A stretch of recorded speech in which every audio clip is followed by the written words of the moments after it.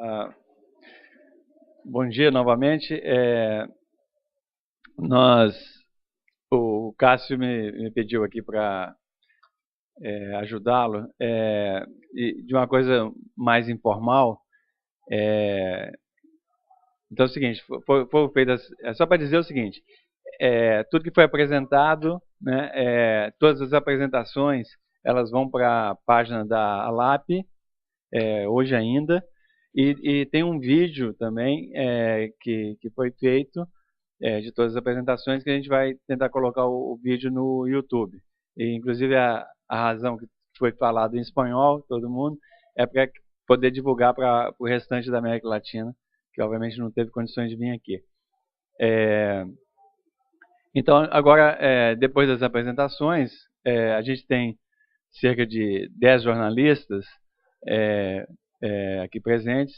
Então, se vocês puderem falar, por favor, se apresentem, porque nem todo mundo conhece todo mundo, e está aberto o debate de uma maneira mais informal. Começar com o General Washington, não? Pensei que você quer falando? Só se apresentar.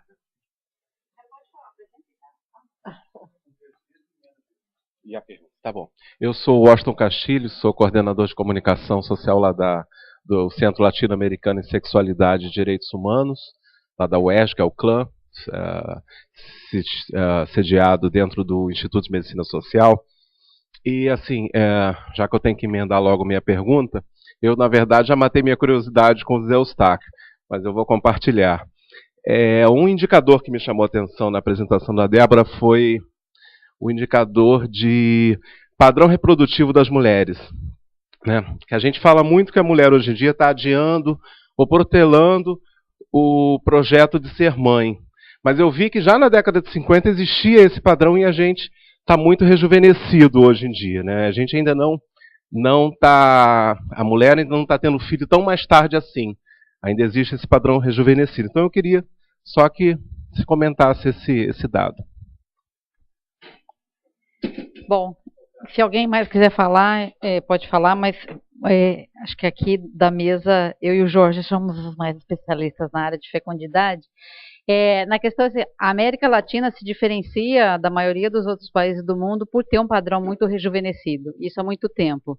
E nos últimos anos, de fato, ele foi rejuvenescendo mais, não só porque as mulheres na idade mais avançada, no ciclo reprodutivo de 30 anos, 35 anos e mais, deixaram muito de ter os filhos, como também teve na década de 90, aí nós tivemos um aumento da fecundidade de adolescente, da 15 a 19. Então, foram as mulheres em idade, ao longo do tempo, nesse processo de caída da fecundidade de 60 para cá, as mulheres de 35 anos ou mais que deixaram de ter os filhos e aquelas mulheres em idade mais jovens continuaram tendo alto padrão. Abaixou a taxa de fecundidade em todos os grupos, mas relativamente elas ainda tinham os filhos. E por que isso acontece? Porque as mulheres, a gente até brinca, né? Começam a ter filho muito cedo, abrem a fábrica muito cedo na região, mas como o padrão é de fecundidade baixa, querem ter 1 ou 2 filhos, às vezes 3 no máximo, logo tem esses, né, com 20, 25 anos, às vezes já alcançaram esse número de filhos desejado e deixam de ter.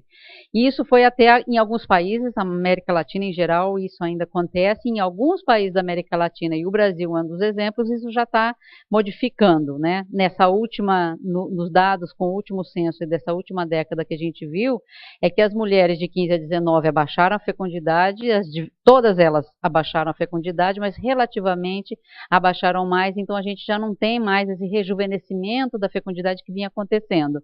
Ele deu uma paradinha, e o que a gente prevê para o futuro é que isso vai aumentar. Essa ideia que a gente tem, as mulheres estão postergando mais seu filho, é a ideia nossa do senso comum. Nós estamos entre pessoas mais escolarizadas, pessoas no mercado de trabalho, e essas sim postergam, mas no grosso da população essas não aparecem ainda. Então a gente tem o grupo que posterga bem, bastante, mas o que prevalece é a população como um todo, tá? Só para completar, a sua pergunta, Washington, é muito boa para os demógrafos, porque nossa cabeça é tão claro, rejuvenesceu, né? Mas, na verdade, não é que lá atrás las mujeres tenían hijos de una forma y después con el cambio comenzaron a tener hijos a edades más tempranas. No, no es verdad. Las jóvenes de 15 a 20 años tenían tanto cuanto en épocas pasadas y continuaron teniendo. Y la media, el promedio de la edad con que se tienen los hijos se aproximó más hacia las jóvenes, porque las mujeres de 30, 35 son las que disminuyeron mucho más, pararon más de tener sus hijos. Entonces, en la media se aproxima más hacia las más jóvenes, pero no es verdad que a veces pasa el mensaje, ¿no? Comenzaron a tener hijos más temprano, a edades más tempranas. En realidad, el riesgo de tener hijos a edades 15, 19 años se mantuvo más o menos el mismo, aumentó un poco más, pero se notó mucho más porque las mujeres de más edad pararon de tener sus hijos. Só acrescentar uma questão, quer dizer, por que isso é importante? Porque isso também vai impactar no mix reprodutivo que é utilizado. Então, por exemplo, quando você compara o Japão, as mulheres no Japão começam a ter filho muito mais tarde. Então, qual método contraceptivo que elas usam? Usam camisinha, masculina e feminina, porque é o seguinte, elas não podem usar um método definitivo. Agora, no Brasil, o que acontece? Principalmente as mulheres mais pobres, que começam a ter filho mais cedo, quando chegam, elas querem ter 2 filhos, mas geralmente passa 3, 4 filhos. 25 anos, a mulher já tem 4 filhos. Como ela pode ter filho até 50? O SUS não fornece adequadamente os meios de métodos reversíveis, etc. Então, ela opta pela esterilização, né? Então, por isso que você compara Japão e Brasil, o Japão tem muito mais esterilização feminina, o Brasil tem muito mais esterilização feminina do que o Japão. Aí tem gente que lê isso aí e fala assim, estão esterilizando as mulheres pobres, negras, no Nordeste entendeu? Não é bem assim, quer dizer, está esterilizando depois que ela já teve 3, 4 filhos que estava acima da média. Então, essa questão do padrão reprodutivo, ela tem vários impactos no mix reprodutivo e nas políticas públicas.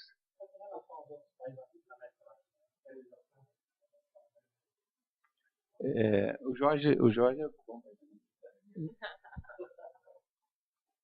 não vou responder a última pergunta, vou terminar de responder a sua, que solo reforzar a idea final que planteó Susana, en el sentido de que en realidad lo que tenemos son 2 comportamientos, por lo menos 2 comportamientos muy distintos, entre una parte de la sociedad que es probablemente la que tiene más oportunidades y más facilidades, y que en general está postergando y asociando esa postergación también al desarrollo de proyectos de vida vinculados a una mayor escolaridad, una inserción formal en el mercado de trabajo, mejores condiciones de vida, y una otra parte de la sociedad que bien conocemos, que es la más desventajada, la más vulnerable, en general la que experimenta peores condiciones de vida, que mantiene ese calendario o ese inicio relativamente temprano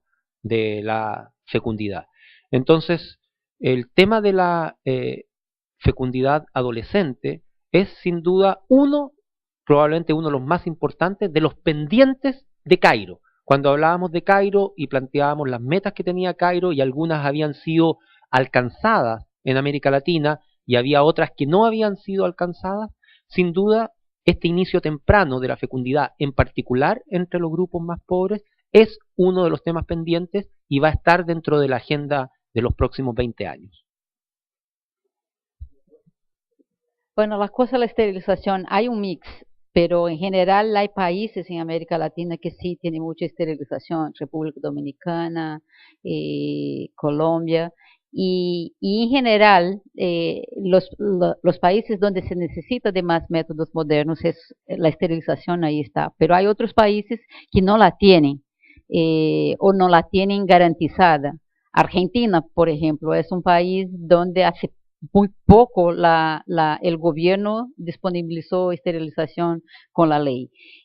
¿No había esterilización en Argentina? No. Había, por supuesto, hay.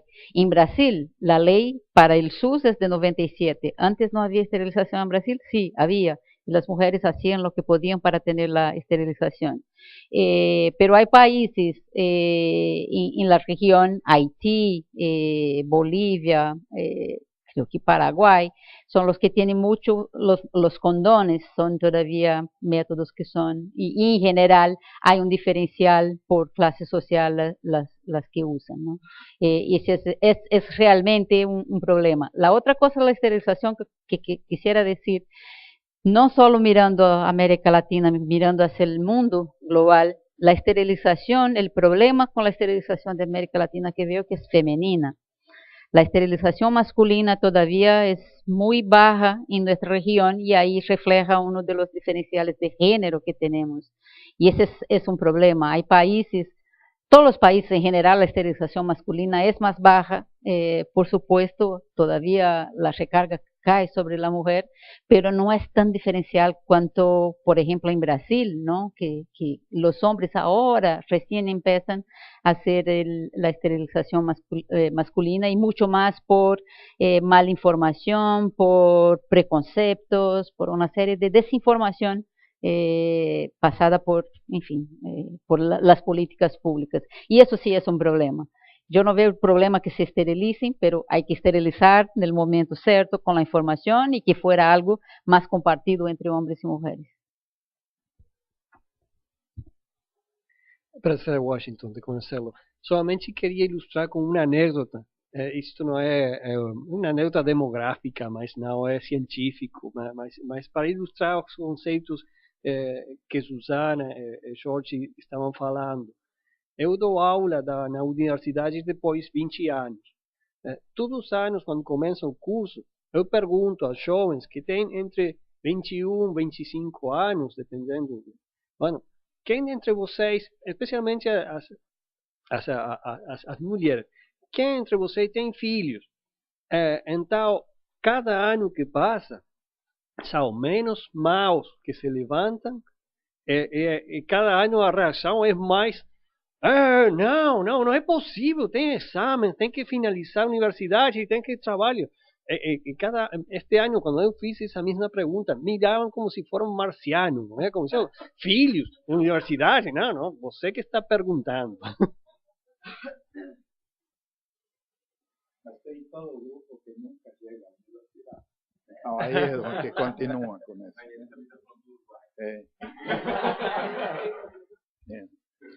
Na realidade, da Suíça, não?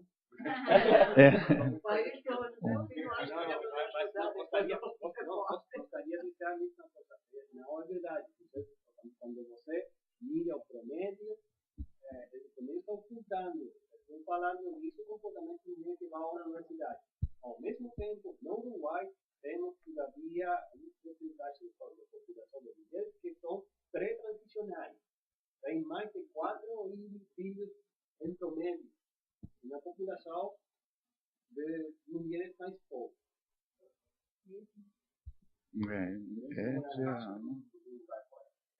Está debaixo do nível de reemplaço, é 1,9. É que o Uruguai começou, Argentina e Chile tinham taxas, em 1960, tinham taxas mais baixas, ficaram no inflação, e depois começaram a cair um pouco mais.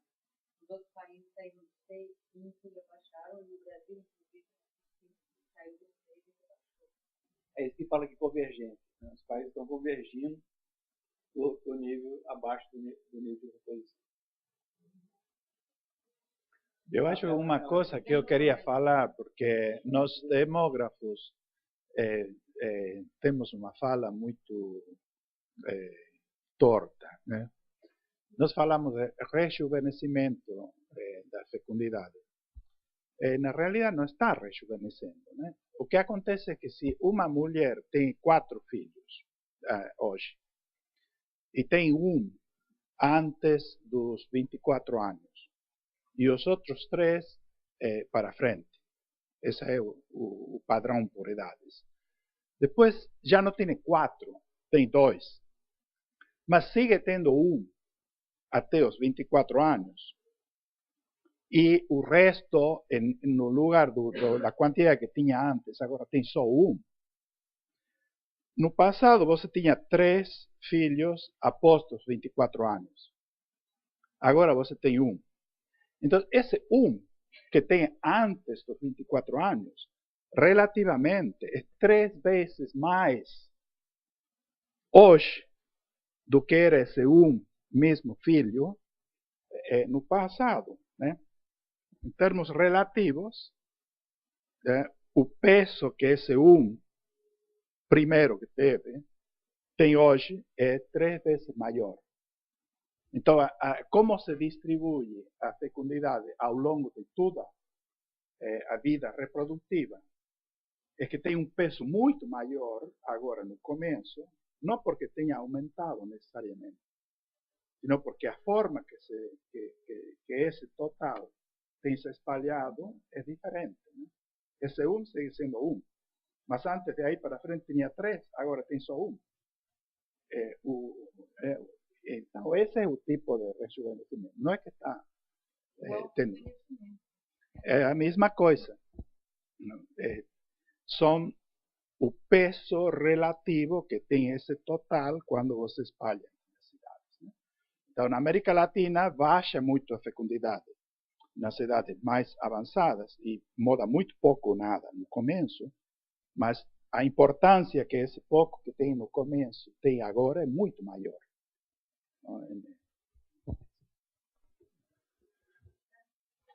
Obrigada. Eu sou Fabiola Ortiz, acho que tá ligado, né? Bom, eu escrevo também para IPS, junto com o Mário, para Enterprise Service. Bueno, lo voy a hablar en castellano, ¿no? Para abrir para la mesa. Un poco sobre la conferencia, y creo que Jorge también puede hablar un poco más algunos detalles. En Cairo ha sido una conferencia mundial, o sea, ahora va a ser regional. O sea, no, en Montevideo lo que ocurre va a ser regional. Así que las otras regiones también van a hacer sus propias regionales, ¿no? Bueno, la expectativa de público ya tienen, Jorge, aunque usted dijo que las inscripciones hayan sido más grandes, ¿qué expectativa tienen de público? Bueno, vamos y va y viene.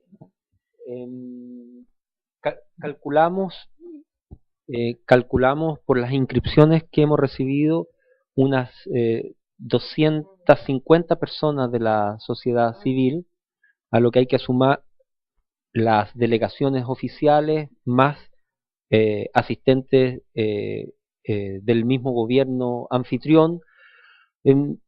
Lo que sí sabemos es que el espacio físico donde se realizará el evento es para 400 personas y va a estar colmado. Es decir, la expectativa que tenemos es que mínimo habrá 400 personas. O sea, se espera traer también jefes de Estado de alto nivel. De hecho, se espera ver... Jefe de Estado sería totalmente inusual en una reunión de este tipo, pero puede ocurrir de que el jefe de Estado del país anfitrión esté. Pero no está nada confirmado todavía. No estoy en condiciones de confirmarte eso. Sí. Una crítica que se hace mucho sobre las grandes conferencias. Sí.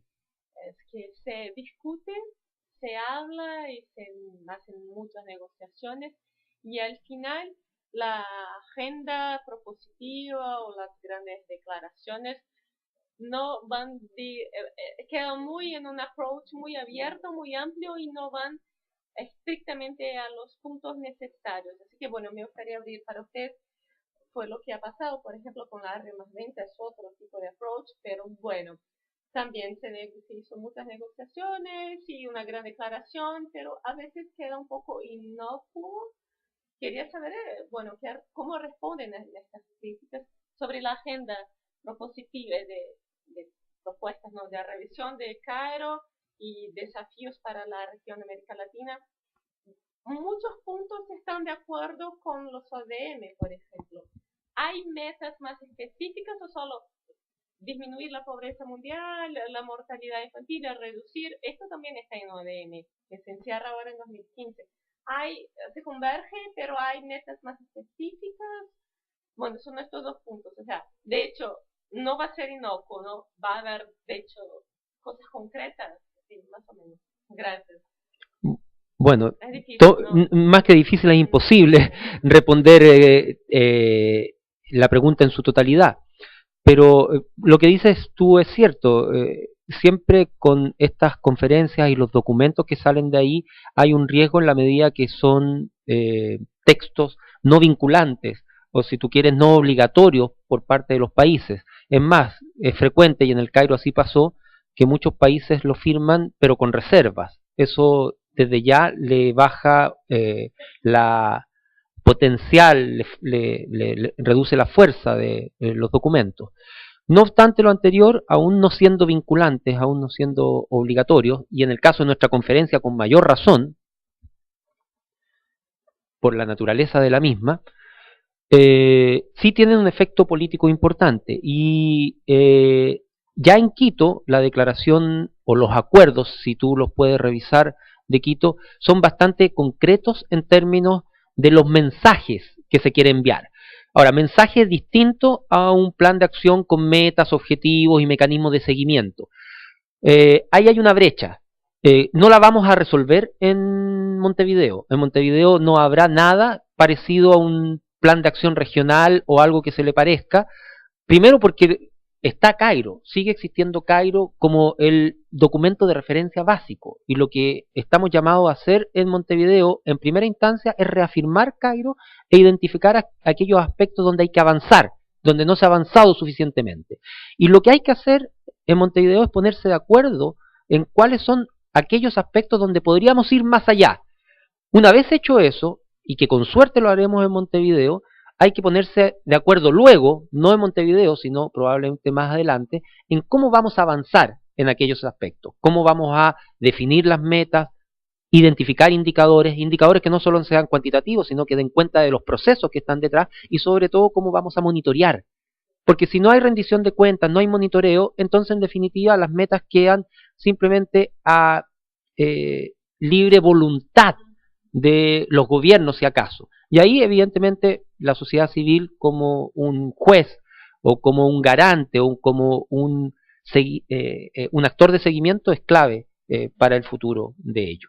¿Se piensa en hacer alguna convergencia con los posibles ODS, Objetivos de Desarrollo Sostenibles para la región, complementando? Sí, primero quisiera decir sobre los indicadores. Yo creo que, bueno, eso siempre he cobrado también sobre el plan de acción, la implementación del Cairo, que esa es una de las grandes lagunas del Cairo, el plan de implementación que de hecho no hay, los planes de las revisiones son muy inocuos y no traen algún resultado por esfuerzos a veces particulares de algunos países, algunas regiones, pero eso no es general. Entonces, una de las cosas que como región podemos hacer es poner el ejemplo y decir, mira, aunque haya el plan de acción, aunque sea vigente de ese plan de acción, ¿qué es lo que queremos seguir realmente y no quedar amarrados solo con los ODMs que son tan restrictos? Podemos hacer eso como región,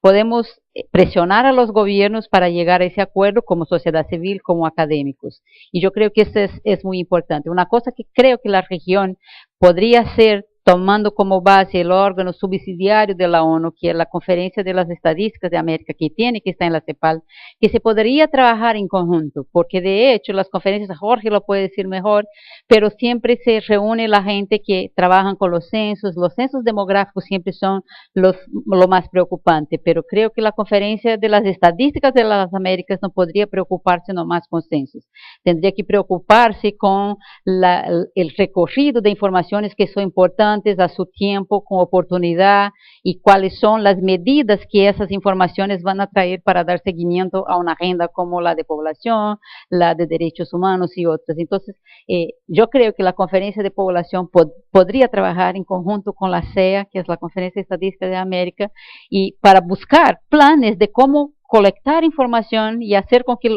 o por lo menos decir a los gobiernos, mira, si colectas esta información y estas puede dar un seguimiento mejor a tales y cuales metas y objetivos de la agenda. Yo creo que tendríamos que presionar a los gobiernos y como sociedad civil y academia para tener eso para la región. Todos los años se reúnen, ¿no, Jorge? La CEA, a cada 2 años también la CEA se reúne acá. Sí. Tiene grupos de trabajo más permanentes. Se reúnen con la regularidad que ellos mismos deciden. Ajá. Y la otra cosa, la integración de agendas. Todos se hablan de la integración de las agendas, ¿no? Y cómo el Cairo se va a integrar con los derechos humanos, con la de la mujer, con los nuevos ODS.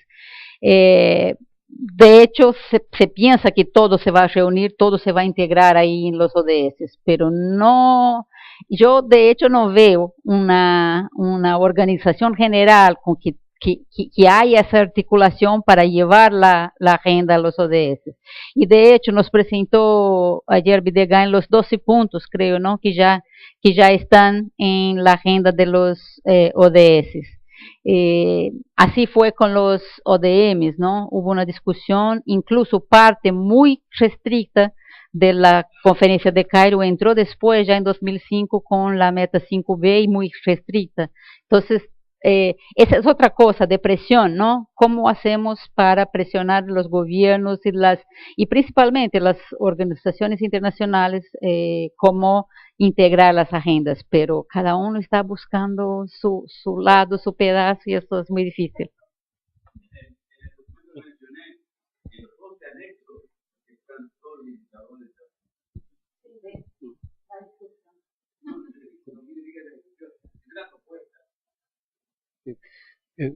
Voy a referirme a 2 preguntas anteriores que hiciste.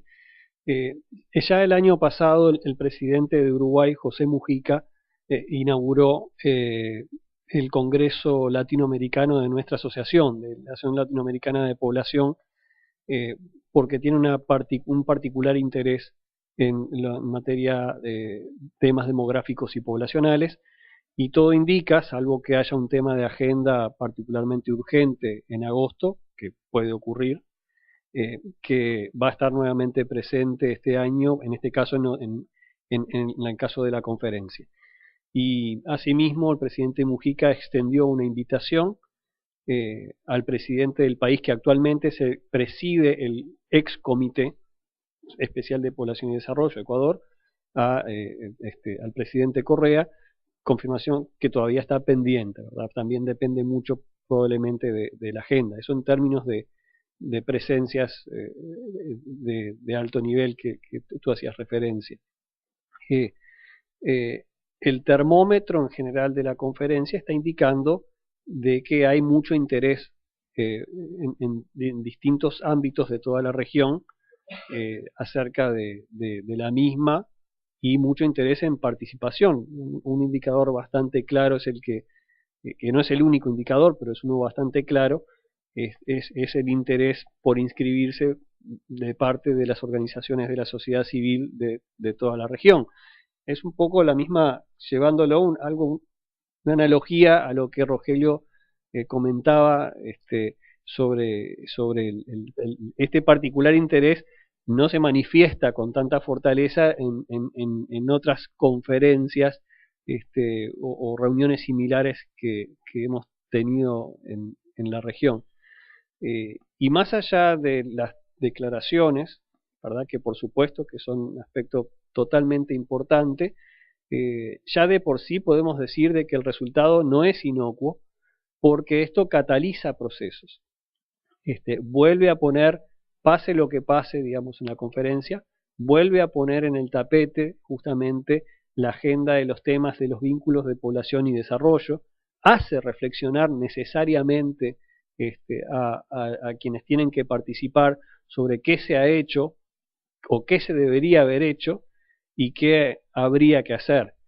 Y además algo que es tal vez lo más de sentido común, más allá de las declaraciones formales que muchas veces son producto de negociaciones que implican, digamos, una redacción muy particular, los problemas existieron, existen y van a continuar existiendo.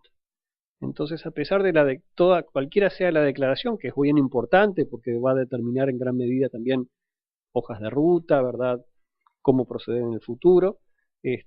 Los gobiernos necesariamente toman esto como un momento de puesta al día, ejercicio de inventario y pensar un poco qué otras acciones podrían ser necesarios hacer, además de aprovechar la propia conferencia como un mecanismo de intercambio, de tomar ideas, de debatir en conjunto y llevarse a sus respectivos países modelos y experiencias que pueden replicar. Por lo tanto, no es solamente un tema declarativo de documentos, sino que tiene efectos bien reales en la acción política inmediata posterior.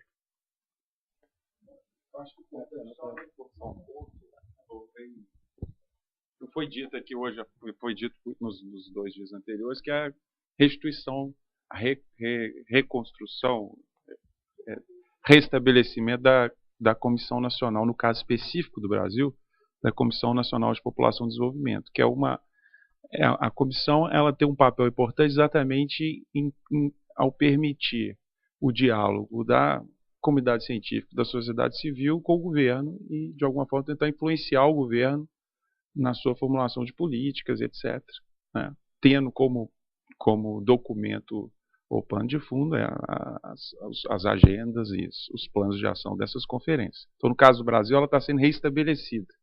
Então, há uma expectativa de que, com isso, o sucesso da implementação dessas agendas seja maior, seja possível de ser atingido. Ela já existia, ela foi instituída exatamente após a Conferência de Cairo, exatamente para acompanhar a implementação. Não, ela permaneceu nos últimos quase 20 anos em funcionamento, digamos assim, mas agora ela está sendo restabelecida em novas bases e com uma expectativa grande de que cumpra melhor esse papel de canal de comunicação, de interação da comunidade, tanto científica e da sociedade civil com o governo, né? Então isso é importante ser acompanhado também pela imprensa, né?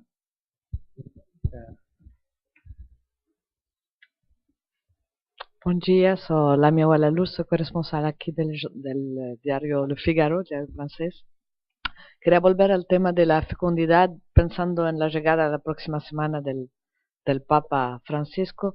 Mi pregunta es, ¿cuál es el peso para ustedes hoy de la religión sobre la fecundidad, sobre, en fin, la cantidad de hijos, el tema del aborto y todo eso, en un contexto que el catolicismo está bajando, pero al mismo tiempo hay cada vez más evangélicos, que es la situación en toda América Latina?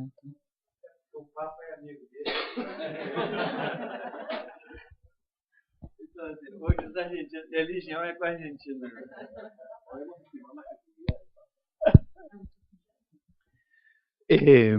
Esa es una pregunta que siempre se repite, ¿no? Desde que tengo memoria, desde que comencé a intervenir en tema demográfico. La realidad es que las personas deciden más allá de lo que prescriben su adscripción a una creencia, a un dogma. Los países que más baja fecundidad tienen son los países católicos, Italia, España, Portugal, 1.2, 1.3 son los más bajos. Y en esos países, bueno, el Papa es argentino, pero está ahí encima de Italia, ¿no? Entonces, los italianos, quiero decir, es más fuerte el peso de la acción de las instituciones en las normativas formales de lo que es en las decisiones de las personas. Entonces, la acción de la Iglesia se traduce mucho más potentemente cuando hay una ley que está siendo discutida para permitir el aborto, para no permitirlo, para permitir el acceso a una anticoncepción de emergencia, para que la anticoncepción esté al alcance de menores de 20 años o de 18, lo que marque la ley en su momento, o no permitirlo. Esos son momentos críticos en los cuales el peso de estas instituciones tiene un impacto muchas veces decisivo. Y eso no es trivial y no es para despreciar, porque eso hace que si ciertas opciones y ciertos servicios están legalmente prohibidos, la gente no tiene acceso a ellos de una forma legal. El Estado no asume la responsabilidad de dar esa atención. Y por lo tanto, en la población que necesita esos servicios, se tiene que virar. Entonces tiene los abortos clandestinos con todo el impacto en la salud y en la vida de las personas, porque la salud pública no los provee, ¿verdad? Entonces ese es un poco complejo, pero en pocos términos las personas no actúan. Si fuera así, la infección de SIDA estaría explotando en el mundo entero. No se podría usar el condón, ¿ya? Porque la Iglesia Católica no lo acepta. Si fuera de esa forma, también no tendría matrimonio de personas del mismo sexo en ninguna parte. Pero no solamente que legalmente existe, porque a pesar de la oposición, en algunos casos la fuerza de la sociedad civil, la decisión de los individuos que pertenecen a esas mismas iglesias, dicen que no es compatible, ¿no?, con sus realidades y por lo tanto reflejan en una norma legal algo que en la normativa religiosa es un tabú, ¿no? Pero donde el impacto es importante es cuando se presenta una ley para dar acceso universal y gratuito a la planificación familiar, al uso del anticonceptivo, y no pasa la ley. Entonces, esos servicios no están en la salud pública y quedan privados. Los que lo pueden comprar, lo siguen comprando y siguen ejerciendo sus propias decisiones. Los que no pueden quedan privados. Entonces, el impacto concreto es bastante perverso porque castiga a quienes más necesitan y a quienes realmente dependen de ese apoyo social, digamos, para tener acceso a ciertos servicios o al ejercicio de algunos derechos. En la práctica eso es lo que sucede, ¿no? Complementando para que veas cómo es complejo y a ver si no me pasa al Demografés. Hemos identificado que la fecundidad entre las mujeres más jóvenes está en sectores más vulnerables, ¿no? Y el abismo es enorme con relación a la clase media, clase alta. Y obviamente no es como hace 50 años, ¿no? Mi madre tuvo su primer hijo a los 16 años y tuvo una trayectoria de clase media, etcétera, etcétera. Hoy en día no es así, son mujeres realmente excluidas, donde prevalece más el embarazo y relaciones sexuales desprotegidas. Algunos de los estudios que se están haciendo en Brasil por religiones están constatando que por paradoxo que parezca, en estas religiones más conservadoras, ¿no?, tal vez evangélicos y presbiterianos, la fecundidad es más baja, hay abstención de relaciones sexuales, hay metas que los jóvenes perciben como más concretas y más interesantes que tener hijos. Y bueno, eso como evidencia, ¿no? Entonces, con relación a la religiosidad y a la posición que estamos, que la conferencia está pidiendo, esto sirve como evidencia de cómo es complejo este problema.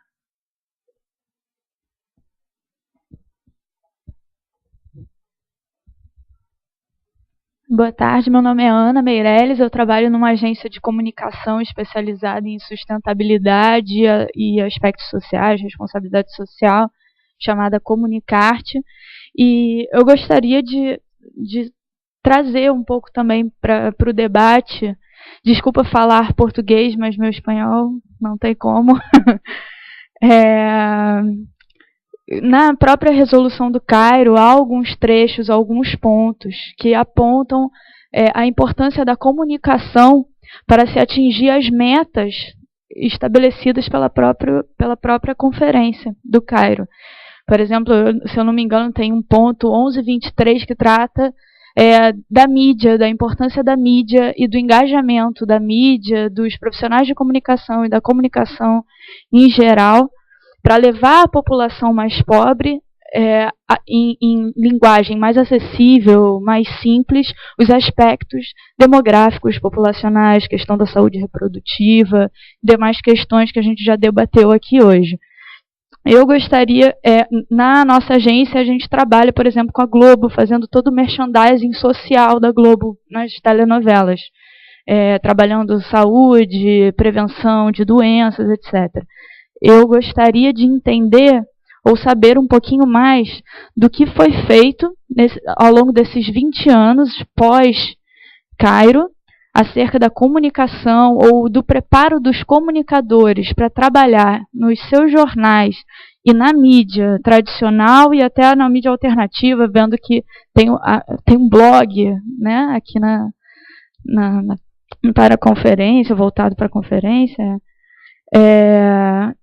Como que isso tem sido feito, esse treinamento dos comunicadores para trabalharem aspectos demográficos e transformarem essa linguagem acessível, como faz uma Miriam Leitão na economia, por exemplo, e as diretrizes. Quais são as diretrizes que vão ser abordadas agora na conferência de Montevidéu, focada na comunicação, nos jornalistas, nos publicitários, na mídia tradicional, na mídia alternativa, etc.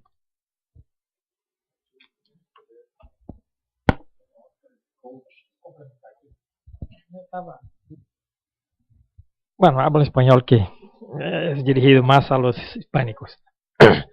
Es que yo vine acá porque la agencia Interpress tiene un convenio un acuerdo con UNFPA. Y después supe, después de la reunión que tuve con Eustac, que me mandaron decir, por UNFPA se pensaba que esa última sesión sería un taller de reflexión con los periodistas. Entonces me pidieron venir acá y se pensaba incluso que sería coordinar el taller de reflexión, de hacer con que la gente, los periodistas, más con los periodistas, a ver cómo cubrir la conferencia y tal. Es decir, pero veo que no, por eso estaba esperando que la gente preguntara, es decir, la cosa se convirtió en una rueda de prensa. Periodista pregunta usted. Pero, ¿cómo habló Ana? Es decir, Ana vino acá porque hablé con el director ahí de Comunicarte.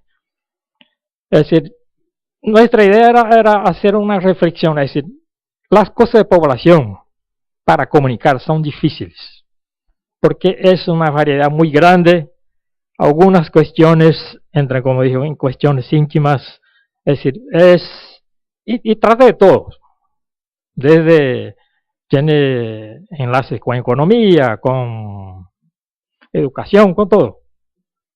Entonces, es difícil poner eso en periodismo, cómo ecuacionar, cómo organizar eso. Y peor porque el periodismo se organizó, es decir, sus especializaciones. Usted tiene periodismo económico, está muy claro, hay toda una teoría, ya hay una organización, hay periodismo deportivo, hay periodismo político, pero las cuestiones sociales, no hay un periodismo, poca gente habla de periodismo social. Allá en Argentina hay un grupo que se llama periodismo social, que trata con la infancia, tal, pero no hay un espacio en el diario, pensando en diarios. No hay, aquí en Brasil se llama editoría, no hay un editor. Eso va en cuestiones de ciudades, aquí en Brasil hay Folha de São Paulo que dice cotidiano, otro São Paulo es una metrópoli, pero no hay donde esas cuestiones no tienen un lugar fijo, así, es decir, que le dé visibilidad, que se sepa que esté tratando, las cuestiones sociales. Entonces es difícil toda la agenda de población y desarrollo entrar en el periodismo. Esa es una cuestión que pongo a reflexión, ustedes tendrían que pensar en eso. Bueno, otra cosa es que el periodismo clásico ahí, es decir, de prensa, tal, no es quizás el medio más para poner a un cierto nivel de personas que leen diarios, que razonan, ahí sí. Pero eso pensaba introducir la cuestión de comunicarte. En Brasil hay una experiencia muy interesante que ustedes tenían que evaluar, analizar toda esa cosa de población, que es el trabajo en telenovelas. Gran parte de esas cuestiones de población, del Cairo, llegó a millones a la población brasileña por medio de las telenovelas. Empezó, y Comunicarte, especialmente su director, trabaja especializado en eso, se llama merchandising social. Él trabaja con esos autores que escriben las novelas de Globo hace muchos años ya. Pero las telenovelas incluso empezaron antes a tratar de esas cuestiones. Hay una que se quedó famosa en Brasil, Barriga de Aluguel. El vientre de alquiler, ahí, es decir, para la cosa. Eso fue en Brasil fue un choque, es decir, fue un impacto tremendo, pues una cuestión así. Pero después hay telenovelas, por ejemplo, ahora esas telenovelas incluso influyen en políticas públicas. Gran parte de las políticas públicas probablemente no serían aprobadas o serían aprobadas de otra forma, no fueran esas inserciones que se hacen en telenovelas. Ahora, por ejemplo, la ley de domésticas. Hubo una telenovela que más o menos preparó no sé si fue deliberado, pero se llama Cheias de Charme, que era sobre empleadas domésticas. Y luego Los mayores también, los idosos, estatutos de los idosos. También esa cuestión de los idosos, es decir, estuvo vinculado a muchas políticas, muchas de esas cuestiones. Y eso lleva a un público que no lee diario, ¿no? Que es un público muy grande. Claro que ahí telenovela tiene sus problemas, es decir, es maniqueísta, tiene sus cuestiones, pero de todas formas pone la cuestión al gran público, a millones, millones. Ahora, todo eso para poner eso, es decir, yo creo que ustedes también deberían reflexionar un poco como eso, es decir, ¿qué papel dará la comunicación? Nosotros tenemos, UNFPA por lo menos tiene desde inicio, desde Rafael Salas muchas veces lo recibí aquí, el viejo, tiene ese acuerdo de tratar esas cuestiones, y UNFPA pensaba en eso, que en la preparación, esos seminarios de preparación, es decir, incluso pidió que pusieran la cuestión de periodistas para eso, preparar un poco la gente para cubrir y divulgar un poco. Pero es difícil decir, es solo una cosa nuestra de IPS, poner a ustedes más académicos esa cuestión, es decir, cómo tratar esa cuestión de comunicación para que las cosas no queden al nivel de ONGs, investigadores, académicos.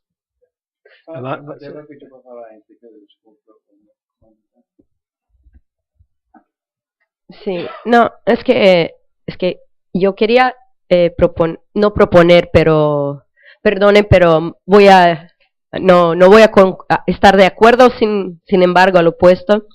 Lo que me parece que las cuestiones del Cairo son muy importantes y que tienen enorme visibilidad, aunque no tenga el Cairo o la idea del Cairo. Yo, por ejemplo, hace mucho trabajo con todos los temas que están en el Cairo, pero no conocía al documento propiamente, que me parece muy importante, por supuesto, pero lo que me parece es que en los 20 años hubo un cambio muy fuerte en los temas, en las agendas de los periódicos. Los periódicos aún son los que pautan, se dice en portugués, es decir, los que dicen, los que dan la dirección de lo que va a pasar en Jornal Nacional, que en Brasil hay un noticiero a la tele, como a las 8 de la noche, que tiene, aún hoy, después de todos los cambios de la tele, aún tiene como 40% de audiencia. Y entonces, lo que me parece es que, de Globo, sí. Lo que me parece es que la cuestión es más, si hay una preocupación realmente en Cairo, sí se debe ahí pensar nuevas formas. Pero me parece que si vamos a hacer una investigación sobre los temas de Cairo y su inserción en los periódicos, está muy larga. Porque, por ejemplo, temas, tal vez no sea como quieren los demógrafos, no sé, eso tampoco lo sé decir, pero seguramente hay los temas, hay los debates, por ejemplo, de derechos sexuales, derechos reproductivos. Puede ser que salga todo diferente, distinto, pero hay espacio. Este es mi punto. Entonces, este trabajo que José Eustaquio hace, que soporta un montón de periodistas todo el tiempo, me parece muy importante. Yo decía ayer sobre, por ejemplo, los cambios que hubo en las redacciones, sobre los temas de derechos reproductivos, pero no solo sobre eso, más sobre la cuestión de fecundidad. Porque en Brasil todavía hay mucha fuerza en las redacciones, no por parte de los periodistas, sino por parte de los dueños de medios de comunicación, sobre las cuestiones de fecundidad. Que los pobres reproducen mucho, esto es un problema. No lo iban a creer, pero sí se pasa en los periódicos por parte de los consejos, de todo eso. Y entonces creo que el papel de los demógrafos, por lo menos en Brasil, que es lo que conozco, es muy fuerte. Y además también conozco un poco de la prensa de Argentina, de México y otros países, y me parece que hay espacio para discusiones y debates. Este es un punto que creo que los periódicos todavía son importantes en el debate. Y sí, esta idea es lo que voy a poner totalmente de acuerdo, de las telenovelas, que son un vehículo súper importante, que no es solo en Brasil. Tal vez Brasil lo utilice más, por lo menos que lo que conozco también igual de novelas mexicanas, venezolanas, que tienen enorme audiencia también en sus países. Tal vez fuera un vehículo donde se puede hacer la discusión más distribuida por América Latina y todo eso, porque las novelas venezolanas, mexicanas llegan a todos los países, además de las brasileñas, pero a veces sí se cambia, pero me parece ahí un camino muy interesante. Y Globo siempre está, yo acompaño un poco, Globo siempre está con este trabajo de todas las novelas tener algo de marketing social. Hace mucho tiempo creo que muy fuerte, en Clon fue muy fuerte de drogas y todos esos temas, y los derechos sexuales son siempre el mayor lío, pero siguen intentando, y ahora hay uno también de una pareja en la novela de las 8 que quiere tener un hijo. Mário, gostaria, eu tenho uma amiga que trata com muitos demógrafos, ela não é demógrafa, e gosta de dizer que nós somos os freaky numbers, que estamos obsesionados com a demografia. É uma disciplina muito minuciosa, um tratamento de informação. Quando nós falamos, temos muito cuidado de ter muita evidência atrás, discussão com colegas, e muitas vezes usamos uma linguagem que não é amigável para o resto. Gostamos de poner PPTs feios de números e gráficas, impossível, mesmo nós não podemos compreender. O que quero dizer com isso? Que é estranho, porque se pensamos um pouco, estamos falando da vida, da morte, do romance, do amor. É o mais fácil do mundo para comunicar. E a prova é que justamente as telenovelas fazem isso. De que são as telenovelas? A vida, morte, romance, amor, sexo. É o que nós estamos trabalhando, mas de outro enfoque. Então, nós estamos fazendo um esforço nisso. Isto é, justamente, estamos começando. A LAP está tratando nossa primeira experiência em conversar e escutar vocês e dizer, bom, o que podemos fazer, como podemos comunicar melhor. Mas é um problema geral de todo científico, não somente os demógrafos. As universidades estão pleias de papers que são desconhecidos, que têm exatamente o mesmo problema. Não, isso somente. Você tem razão. O tema da comunicação está no Cairo, e não só que está no Cairo. O tema da comunicação eu vou falar como antigo funcionário do Fundo de População das Nações Unidas. O Fundo de População tem trabalhado com organizações para a produção de telenovelas em muitos países. Tem Population Communication Institute que dedica a isso e tem muito trabalho com isso. E as origens dessa vêm com projetos do Fundo de População que estabeleceram. Um dos primeiros foi lá na década dos 80 em México, que começaram a produzir telenovelas, depois virou inclusivamente comercial, autossustentável e muito lucrativo. O nome do líder desse grupo agora, desde que passe uma certa idade, fica mais difícil de lembrar, mas em algum momento talvez venha para a cabeça, posso dizer quem é, mas The Population Communication Institute, que está nos Estados Unidos, é Poindexter, o nome dele está. Mas o que nós não temos feito é seguimento muito mais sistemático. Você está a preocupação, está o trabalho nisso, mas não é sistemático, orgânico.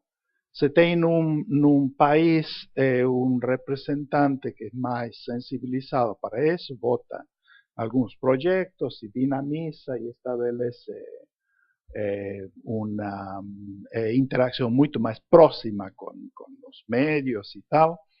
E depois tem outros que não, ou consigue estabelecer uma dinâmica muito positiva num país. Depois de 4 anos vem um representante novo que não entende muito disso e não tem muito interesse nisso, vem com uma outra ideia. Então, esse é o problema que há, né? Que não há uma coisa permanente, sistemática, acumulativa, né? Vai e vem um pouco, mas é uma constante. E eu acho que como fundo de população, o Fundo de População deveria fazer alguma revisão disso, alguma autocrítica e estabelecer algum tipo de estratégia para manter isso mais sistematicamente, não? Porque no último caso, os retornos de investimentos dessa natureza são muito importantes, não? De poder estabelecer os conceitos de uma maneira mais natural no cotidiano das pessoas, né? Provavelmente no momento de ter que reformar leis e tudo isso, tudo é muito mais fácil, se já está estabelecido. E as pessoas podem se identificar qual é o objetivo dessa lei e por que eu quero que essa lei seja aprovada, né? Seria muito mais fácil, né? Da mesma forma de cobrar para governos que incorporem alguns programas, alguns tipos de serviços nas suas políticas públicas, de modo que...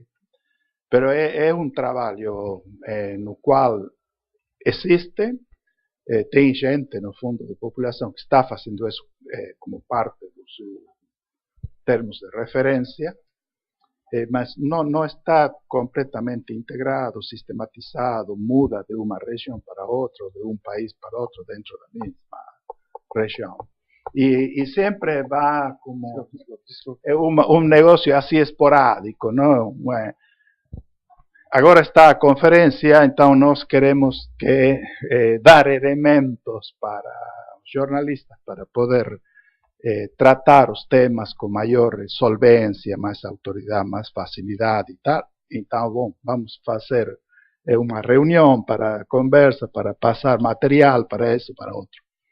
Depois já passou a conferência, provavelmente já não vai ter mais um, né? Então, esse problema de descontinuidade é um tema que deveria ser pensado melhor, né?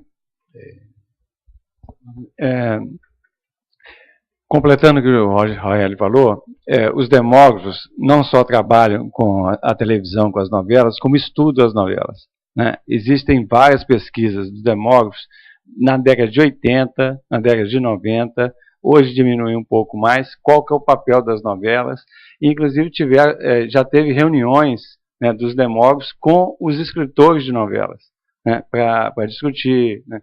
Acho que não sei se a Laura, mas a Suzana com certeza sabe, teve um projeto com a Universidade do Texas, o Cássio, o pessoal do CDPLAR, né, tem vários trabalhos nessa área, então isso é desde a década de 80, tá? Agora a questão é a seguinte, eu vou falar um negócio aqui, para vocês entenderem o seguinte, todo mundo sabe que eu trabalho com a Veja, com a Globo, etc. A gente não pode colocar a agenda do Cairo, tá, nas novelas. Tá? A gente não pode colocar, principalmente para os grandes meios de comunicação, como se eles fossem colocar a agenda do Cairo. Porque o que a gente mostrou aqui, o Aurélio mostrou muito bem, o Cairo só avançou com a sociedade civil. Né? A sociedade civil, né? E tem determinados temas que não entram em novela. Tá? Não entram e nunca vão entrar. Né? Tipo, por exemplo, a questão do aborto. Tá? O que a Globo faz? A questão do casal do mesmo sexo ainda ela consegue, mas nunca colocou um beijo, né, de casal homossexual na novela. Né? Não pode colocar um beijo. Né? Aborto é uma vergonha o que as novelas fazem em relação ao aborto, inclusive barriga de aluguel, inclusive direito de nascer, etc. Então, Anos Dourados. Então, a questão é a seguinte, é muito bonito, vão trabalhar com a novela e tal. O pessoal que me conhece aqui sabe que eu trabalho com eu não tenho preconceito, eu trabalho com qualquer veículo. A minha posição é a seguinte, eu vou tentar ajudar a sair o melhor possível da demografia. Mesmo que um jornal seja muito ruim, uma linha editorial muito ruim, se eu puder melhorar um pouquinho, eu ajudo. Eu ajudo. Agora, eu não tenho a menor ilusão. Tá? E jamais eu colocaria a agenda do Cairo em novela. Jamais.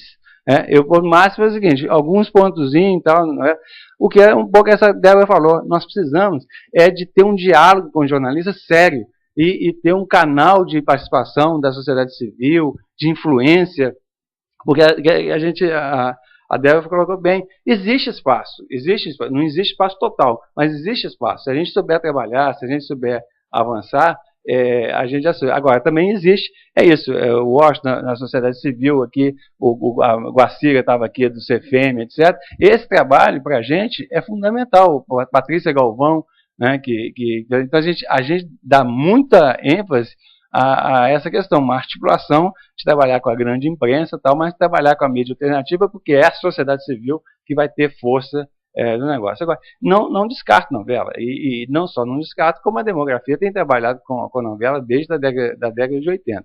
Mas colocar a agenda do Cairo em novela, aí é outra história, que é limitar muito a... Eu sei que você não falou isso, eu estou só dizendo o seguinte, que se aproveitar alguns temas, não sei o quê. Mas, por exemplo, a dinâmica desse seminário aqui, obviamente, não dá nem para trazer um autor de novela, porque a conferência mesmo que vem, óbvio, não vai sair novela nenhuma. Né? Mas, então, a dinâmica... Não, então, nós da demografia trabalhamos há 30 anos com novela, com Globo, etc, etc, etc. Então é com o tema demográfico que a gente trabalha. Tem 30 anos que a gente trabalha com o tema demográfico. Então, e tem muita limitação. Quer dizer, eu acho bom, mas é muita, muita, muita limitação. Muy corto. Creo que antes de Cairo, Cairo no es el inicio de los temas de población. Estamos conversando sobre Cairo, pero antes de Cairo hubo Bucarest, y antes de Cairo hubo Belgrado, y antes de Belgrado hubo Roma. O sea, hay una larga historia de los temas de población. y la media y el trabajo con la media ya era reconocidamente muy importante en la época en que el tema era cómo controlar el crecimiento de la población. De hecho, la gran vía de difusión de uno de los conceptos, tal vez un concepto dañino, pero no estamos discutiendo aquí sobre valores, sino sobre exactamente, que fue el concepto de la bomba demográfica, ¿no? La explosión demográfica, fue transmitido por los medios, fue acuñado, tomado por los medios y fue multiplicado miles de veces. Eso también nos debe hacer y nos debe prevenir a nosotros respecto del efecto que tiene la media. La media puede apropiarse de un concepto y multiplicarlo de una manera inconveniente. Entonces tenemos que ser cuidadosos con la media. Por otra parte, cuando la prioridad política era reducir la fecundidad así abiertamente, la media y los mensajes mediáticos fueron claves, expresados en un solo mensaje. Por ejemplo, en México, que fue el país más activo en América Latina, con políticas explícitas de población tendientes a reducir la fecundidad, que fue la familia pequeña vive mejor. Y eso tú lo veías por todas partes, por la televisión, por los medios, por los periódicos, pegados en carteles. La familia pequeña vive mejor. Ahora, estamos hablando de la etapa pre-Cairo. Con Cairo cambia, es mucho más complejo el conjunto de temas y el abordaje que nos propone Cairo. Entonces es difícil poder condensar esos pequeños mensajes. No obstante, están los conceptos, ¿no? El concepto de derechos reproductivos es un concepto que está fuerte en el Cairo y que de una u otra manera se ha ido extendiendo. Hay otros más, algunos que no estaban en el Cairo, pero que hoy día son de uso cotidiano. También puede haber críticas a su uso, pero están extendidos y son ya casi de uso común, como el de bono demográfico. No el de boom o explosión demográfica, sino el de bono demográfico. Quería concluir con el tema de la novela, y aquí vimos como los dos extremos. La novela yo creo que sí puede ser útil. Fue Vilmar Faría, ¿no? Acá el que planteó la importancia que tuvo la novela como un factor vehiculizador, un factor determinante del descenso de la fecundidad en Brasil.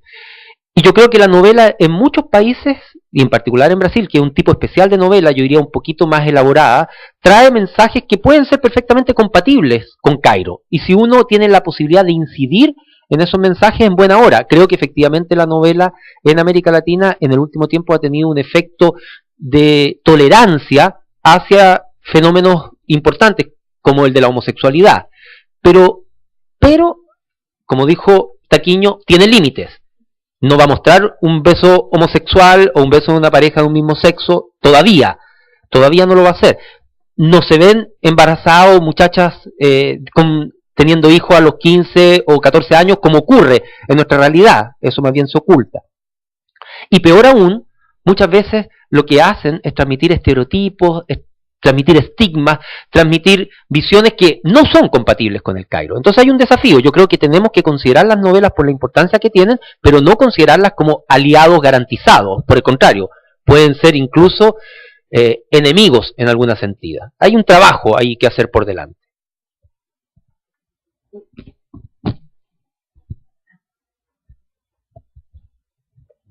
Maria Verônica, sou assessora de imprensa do IBGE, da Coordenação de Comunicação Social. Tem três questões, eu vou tentar resumir o máximo possível e colocar as três de uma vez só, para deixar aos senhores a opção da prioridade pela escassez de tempo. A primeira delas, um dos temas da conferência, a questão do envelhecimento, porque é notório que há um envelhecimento no mundo inteiro, né, o tsunami gris, e gostei muito da expressão, mas nessa área particularmente, desde então que eu vim trabalhar no IBGE, eu percebo a estatística é uma, o senso comum é outro, a postura é outra, as políticas públicas são outras.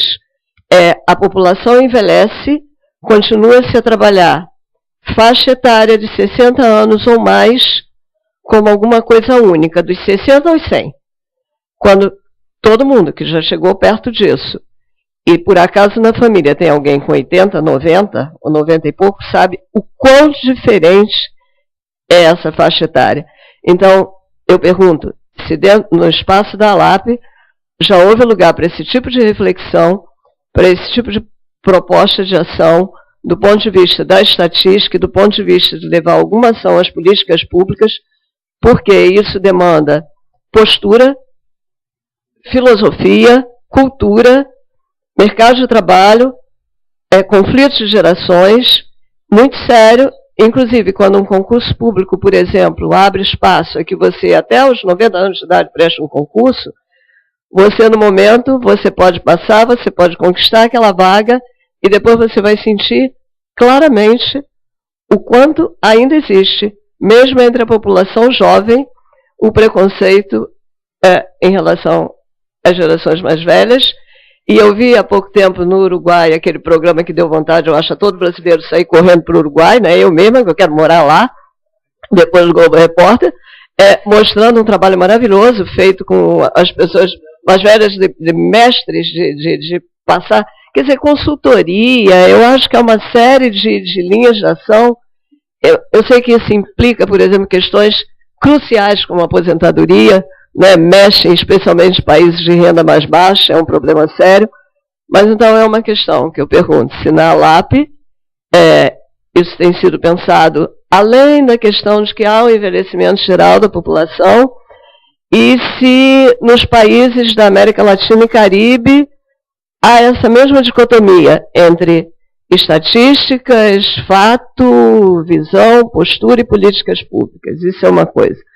A segunda, em relação ao papel do IBGE, no momento em que ele entrou na Comissão de Estatística da ONU, eu queria saber se isso redunda, assim, a algum ponto de um trabalho multiplicador, mais integrador entre os órgãos de estatística, por exemplo, da América Latina, junto a uma instância maior, como é a ONU. Porque eu percebi, por exemplo, as estatísticas foram trazidas da ONU, não é isso?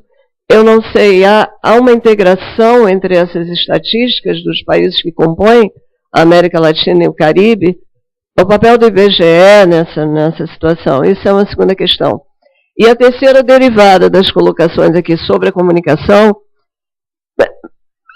já existe realmente, a gente percebe isso lá na assessoria de imprensa, uma resposta muito boa às estatísticas. Pelo menos estamos tratando realmente de área urbana, cidades mais desenvolvidas e população mais escolarizada, uma mídia mais elitizada e tal, mas talvez até a própria ENSE pudesse ainda aprofundar mais ou estender mais esse trabalho que já vem sendo feito em linhas de pesquisa e que já são abertas, né, a jornalistas, comunicadores, mas talvez alguma coisa mais voltada para a formação em termos de especialização, por exemplo, da comunicação científica, desenvolver uma linguagem, entender a linguagem da estatística, formar mesmo comunicadores nessa área mais da demografia e da estatística.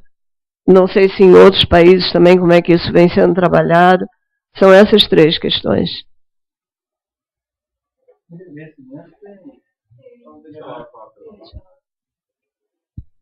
Bem, sobre classificar dentro das pessoas de 60 anos e mais várias faixas, a ALAP tem trabalhado nisso, não muito sistematicamente, devo admitir, mas já temos tido muitas demandas para isso. O pessoal da Costa Rica, um pouco como representante, não do Caribe, mas por estar próximo, sente essa necessidade de separar as gerações, né? Então, tem-se, e obrigada pela pergunta, porque eu vou lembrar de colocar isso na nossa agenda, de separar os grupos, porque realmente são gerações muito diferenciadas. Nas políticas públicas, não sei se a Susana ia mencionar isso, mas no Brasil já está também se pensando nesse tipo de diferenciação. Eu não sei se mais por conflitos de gerações ou porque as demandas já não estão dando conta, né? Então, idoso realmente, considerar um idoso antes dos 65 anos já resulta meio contraditório, porque estão em pleno uso da capacidade não reprodutiva, mas produtiva, né? Desculpe, os homens estão, né? E porque as demandas, na verdade, a oferta não é suficiente, né? Então, basta mencionar o exemplo de meia entrada no cinema, né? Não se sustenta com tanta gente de 60 anos e mais entrando. E o próprio Estatuto do Idoso já está sendo discutido que não deve ser a partir dos 60, mas sim a 65 anos. E nessa linha, eu acho que as políticas públicas vão começar a pensar em serviços diferenciados. Só queria completar com relação a isso, que o que a gente tem que pensar, essas definições do que é idoso, o que é jovem, primeiro, o que é jovem. Quando a gente define jovem, a Unesco define de uma forma, a OMS de outra, o Ministério do Trabalho de outra, cada um define de um jeito. Idosos, até hoje, internacionalmente, e essa que é a questão, internacionalmente, porque países da África, alguns países da Ásia ainda não atingiram a esperança de vida tão alta, os 60 anos em alguns países é usado. Na Europa já não se usa 60 anos há muito tempo, as taxas são 65 e mais. E a América Latina já está chegando aí, vai refletindo. Mas, de qualquer forma, quando a gente vai trabalhar com população, a gente já tem verificado quanto que é esse envelhecimento de 60 anos e mais, 65 anos e mais, quinquenalmente, quanto que é esse envelhecimento dentro das faixas consideradas mais idosas. Em 2011, tivemos um seminário sobre as projeções populacionais, que foi aqui no IBGE organizado também, da ALAP, e uma pessoa da Áustria veio e apresentou uma nova medida, uma nova forma de medir envelhecimento. E essas coisas vão evoluindo. Só para você ter uma ideia, não é a idade que ele quer que meça para identificar o que é o idoso. É quanto tempo falta de esperança de vida para sobreviver. Então, e isso dependeria qual é a média de tempo de vida a mais que você tem para sobreviver, e você é considerado idoso a partir de um certo momento que você só tem pelo menos 15 anos para sobreviver, ou 20, enfim, isso vai depender. E que isso varia de país para país, dependendo da esperança de vida. Isso, na média, né? Então, existem... Isso. Então, existem estudos na demografia internacional, as pessoas estão tentando mudar, e dentro da faixa etária, pelo menos dos 60 anos ou mais, é muito discutido. Tem dos 60 aos 75 que ainda trabalham, enfim. Então, tem vários estudos. A questão toda é como se coloca isso na política pública, como que você coloca um direito à aposentadoria, você muda, aumenta a idade, essas coisas já não mudam mais. Mas é super importante detalhar, quando a gente está dizendo o que é idoso, do mesmo jeito que é importante detalhar o que a gente está chamando de jovem, quando a gente está trabalhando com outro extremo. Isso é super importante. Porque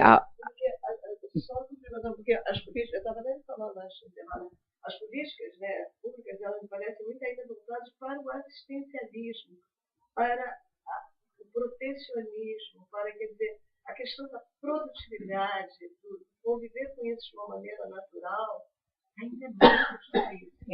Mas como eu estava te falando, é muito difícil, mas também ainda tem o conflito de gerações, né? Numa população envelhecida como a japonesa, onde os idosos são aqueles que detêm o poder, o nosso Congresso, que ainda onde a idade média é alta, e as leis que são votadas vão ser as leis que favorecem a idade mais avançada, para não dizer os idosos. Então, enquanto você tem essa composição, você não muda, realmente fica difícil. Como que você deixa, permite que uma população mais jovem, como a japonesa, faça parte, realmente tome parte das decisões e do dia a dia, se os ancianos são ainda os que realmente estão, né, no poder em várias instâncias, na família, né, e na esfera governamental. Então, isso é super complicado.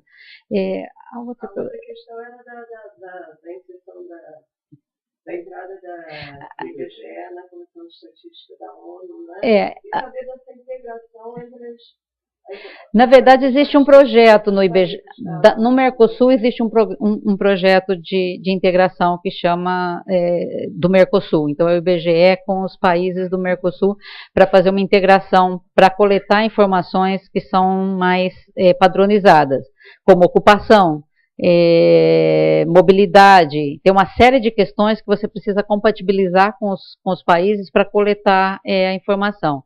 O IBGE, de fato, tem trabalhado muito com outros países no sentido de prestar assessoria técnica. Isso faz assessoria técnica para os censos. Mas eu acho que essa integração maior que a gente precisaria dentro da Conferência das Américas, que é como medir o uso do tempo, outras informações que você precisaria com mais regularidade para conseguir acompanhar as políticas, isso não tem. O Brasil tem muitas pesquisas sociais domiciliares que ele faz, que acompanham, outros países já não têm essa mesma disponibilidade. Mas isso é bastante complicado. O IBGE tem um papel protagonista na região, mas eu diria que dentro do próprio Brasil, ele não tem o papel de protagonismo naquilo que ele deveria estar sendo protagonista, que é coordenar as próprias estatísticas nacionais. Ele é coordenador das estatísticas nacionais, mas existem vários produtores de estatística, e o IBGE, apesar de estar na lei, ele não consegue botar de cima para baixo quem produz o quê, em que periodicidade. Isso é um tema que tem que ser construído em conjunto. Todos os produtores de dados, dos Ministérios da Saúde, da Educação, do Ministério do Meio Ambiente, precisam sentar, trabalhar em conjunto. E aí a gente vai ter as pessoas, os jornalistas que estão interessados. Em 2006 teve o segundo encontro de usuários e produtores de dados, e agora em 2016 vai ter de novo. Que é um momento onde se discute nacionalmente quais são as informações que se precisa para poder dar conta, né, de acompanhar todas as evoluções econômicas, sociais, com que periodicidade, quem produz o quê, com que recurso, porque isso é super importante, de onde sai o recurso para conduzir um censo, uma pesquisa domiciliar, para sistematizar um registro administrativo no Ministério da Saúde. Então, essa é uma discussão que tem que ser feita em conjunta. Nós ainda não conseguimos fazer essa tarefa dentro de casa. Fazer essa tarefa em conjunto com os outros países é mais complicado.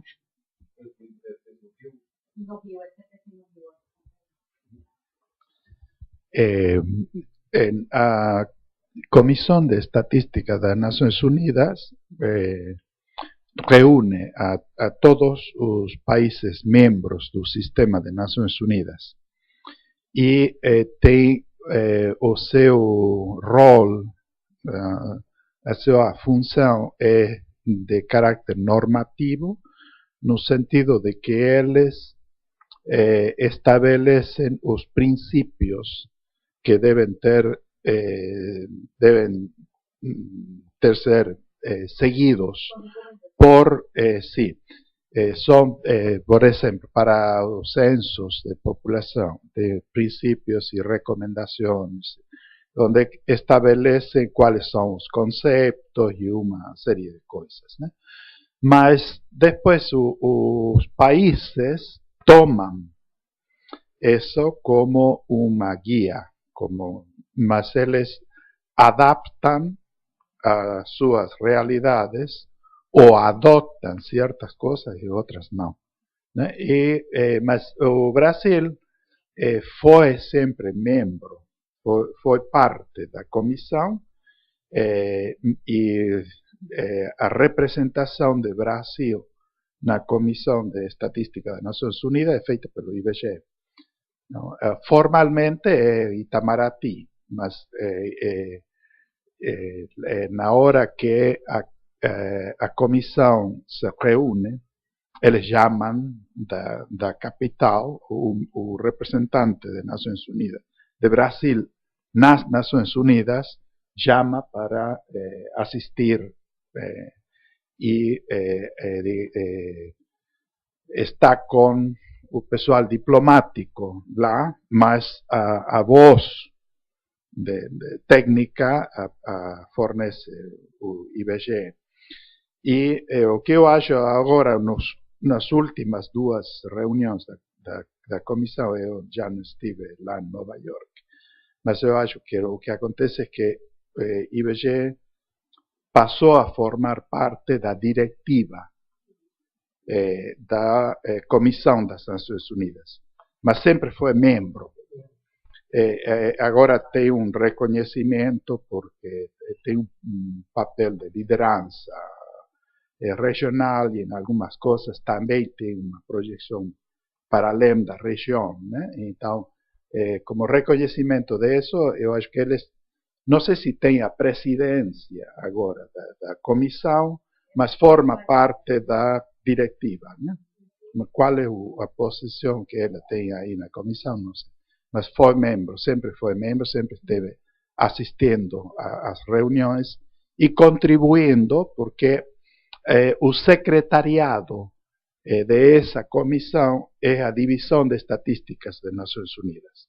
É o secretariado, da mesma forma que a CEPAL é o secretariado da Conferência de População e Desenvolvimento. O secretariado é um organismo das Nações Unidas, mas a diretiva e os membros são os países, né? Os representantes dos países.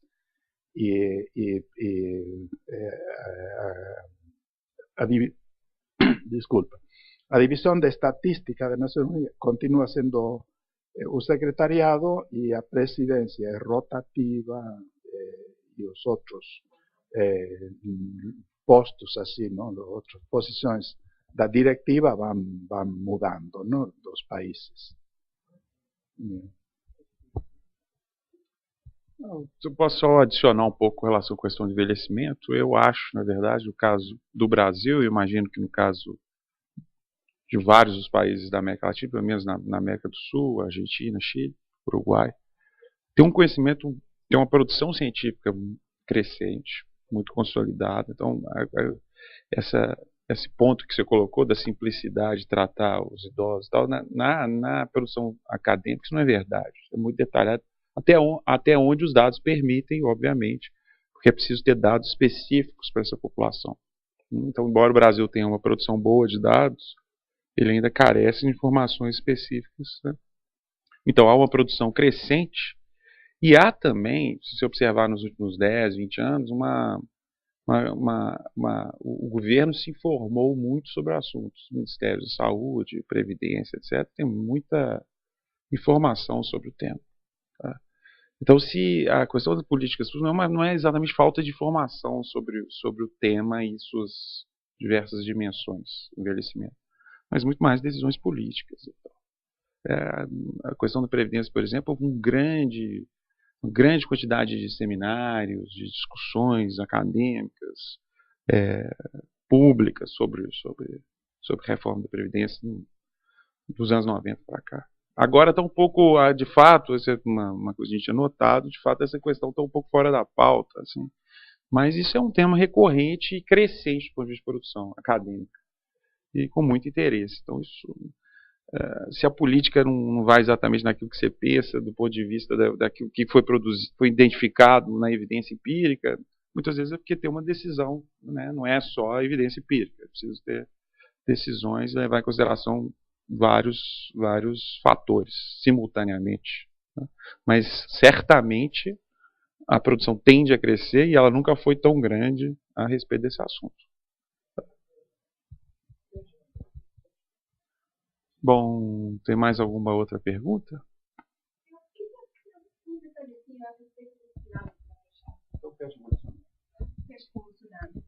Eu acho que a palavra, esse tsunami cinza que você falou, grisalho, desculpa, eu acho que está errado, porque tsunami é uma coisa que é inesperada, certo?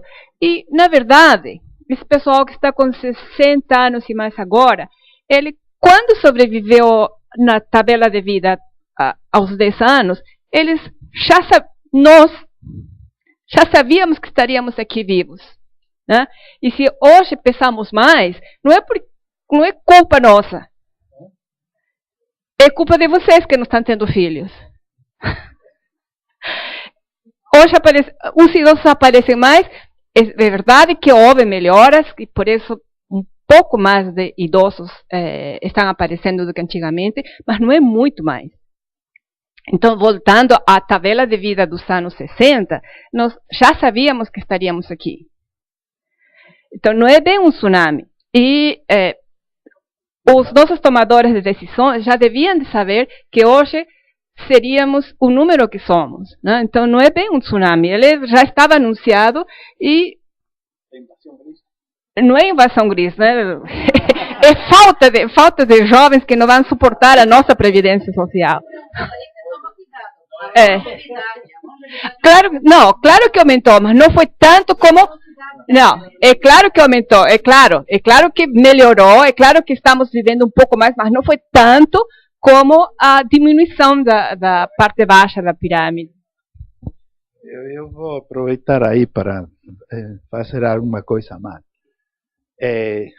Primeira coisa, a demografia tem um grau de previsibilidade muito, muito grande, não? Porque a pessoa passa dos 5 anos e a probabilidade de que essa pessoa que passou dos 5, bom, agora com a sobremortalidade dos adultos jovens, já está um pouco mais problemático, não? Talvez passa dos 5 anos. Mulher de 5 anos, né? A mulher de 5 anos passa. O número que tem hoje de meninas de 5 anos vai ser muito, muito próximo do número de mulheres de 65 anos que você vai ter 60 anos mais tarde. Muito próximo. A variabilidade nesse número é, aos efeitos de política pública, insignificante. É uma primeira coisa. Outra coisa é que nós temos sistemas e temos tomadores de decisão que miram para a frente na hora de tomar as decisões. Ou só estão olhando só assim no redor deles. E até amanhã, ou até a próxima eleição. Essa é uma outra coisa. A outra coisa é de que também, eu aí vou discrepar um pouco com Laura. Não é que a tsunami ou não tsunami tem a ver com que agora não estão tendo filhos. Porque o fato de que estén tendo ou não estén tendo não afeta o número dos que já estão. Ok? Se tem 1000 hoje, vai ter 996 daqui a 50 anos. E esses vão ser as mesmas. Agora, se esses 900 e pouco representam 50% da população, ou representam 10%, aí sim depende do que acontece antes. Mas esse mesmo, o que acontece depois, não muda o fato de que você vai ter 900 e pouco. Então, se o 900 é tsunami ou não é tsunami, não tem nada a ver, são sempre 900. Então, não depende de que os jovens tenham mais filhos ou não tenham mais filhos. Sempre são 900 e vão estar lá. E eu falo isso porque demógrafo latino-americano é um gado muito especial. Nós sempre falamos alguma coisa e falamos a contrária. E se alguém fala uma coisa, o outro diz sim, mas tem também isso. Então, houve... esse é um negócio que aconteceu na América Latina só, de falar, olha aí, você está falando do bono demográfico, toma conta que esse vai ser um pagaré daqui a não sei o quê. Não faz absolutamente nenhum sentido em termos científicos. Porque esses 900 são 900 hoje, vão ser 900 no futuro. Se esses são um pagaré no futuro, eram um pagaré desde os 80 anos antes. E a queda da fecundidade não afeta as responsabilidades sociais com esses que já estão aí. Vai estar sempre aí. Agora, se a queda da fecundidade traz certas potenciais vantagens de que a proporção das pessoas que estão trabalhando e produzindo podem produzir com grandes excedentes que bem utilizados criam as bases para um crescimento sustentado, não sei se sustentável é uma outra coisa, mas estabelece as bases para que os fundamentos da economia mudem de uma maneira que você estabeleceu as condições para que essa sociedade possa produzir muito mais eficientemente e com menos pessoas manter dignamente uma população muito maior na dependência. Depende das decisões que você tome. E essas decisões não tomam os demógrafos, nem tomam os reprodutores que estão tendo ou não tendo filhos. São decisões políticas. E essas decisões não fazem com que o comportamento demográfico vire por si mesmo, como comportamento demográfico, um pagaré. Não é a responsabilidade da demografia o pagaré. Você pode dizer que a responsabilidade da mudança demográfica é a responsável por criar as condições para um dividendo, para um bônus. Criar as condições, mas não garantiza. Mas que tem vantagens concretas, tem. Que você pode potenciar essas vantagens para fazer frente no futuro muito mais eficientemente a cobranças sociais, a exigências sociais, que já sabemos hoje que vão estar lá. Isso é verdade, né? Eu queria falar isso, porque sempre essa coisa, eu fico sempre muito zangado, e não é a primeira vez que tenho briga muito forte com demógrafo, que começa a falar de pagaré demográfico e coisa. Eu fiz uma cruzada contra dessa linguagem. Eu podia adicionar, não, mas acho que já foi bem colocado aqui. Na verdade, o envelhecimento ele é variações na fecundidade por cor, que são gerações, que são responsáveis, principalmente, são o principal fator responsável pelo envelhecimento populacional. Seja ele em termos absolutos, seja ele medido em termos relativos. A mortalidade tem um papel secundário. A queda da mortalidade tem um papel secundário, que será crescente à medida que a fecundidade se estabilizar em algum nível. Mas é a variação na fecundidade por geração que provoca tanto, exatamente pelo que o Rohel está dizendo, porque os velhos de hoje são os nascimentos do passado, os nascimentos eram muito grandes no passado, então os adultos, nós temos muitos adultos, eles serão muitos velhos no futuro. Isso é função da fecundidade, principalmente da fecundidade alta do passado. Mas também eu acho que a Laura está correta no sentido de que a redução do número de nascimentos nas gerações atuais provoca um aumento relativo no número de idosos. Então os dois estão corretos, é só uma questão de colocar. E com isso a gente encerra então e agradece. Muito obrigado.